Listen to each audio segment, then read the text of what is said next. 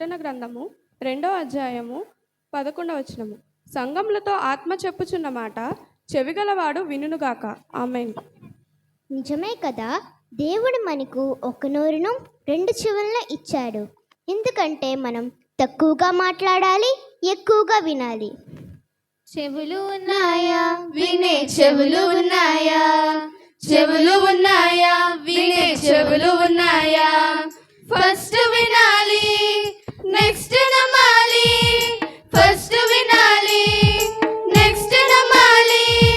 చెవులు ఉంటే తప్పక నీవు వినాలి, చెవులు ఉంటే తప్పక నీవు వినాలి. చెవులు ఉన్నాయా వినే చెవులు ఉన్నాయా, చెవులు ఉన్నాయా వినే చెవులు ఉన్నాయా. విను ఇదే ఆఫర్, వినకపోతే డేంజర్. యేసు మాట వింటే నీవు బ్రతుకుతావు, యేసు మాట వింటే నీవు బ్రతుకుతావు.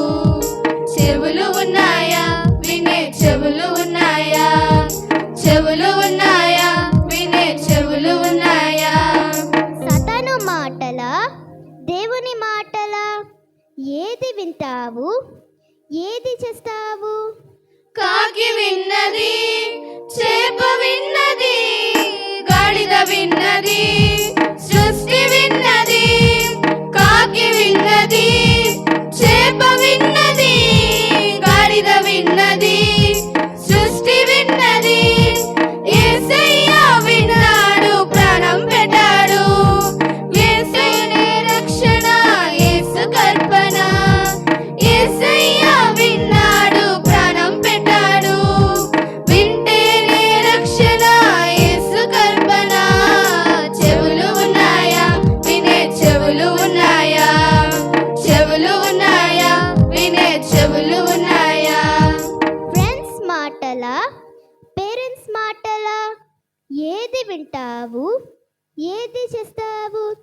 చెడ్డ మాటలా సినిమా పాటలా, వద్దు బాబోయ్ దురద చెవులు. చెడ్డ మాటలా సినిమా పాటలా, వద్దు బాబోయ్ దురద చెవులు. దేవుని మాటలు వినే చెవులు ఉండాలని బైబిల్లో మన కోసమే రాయబడినది.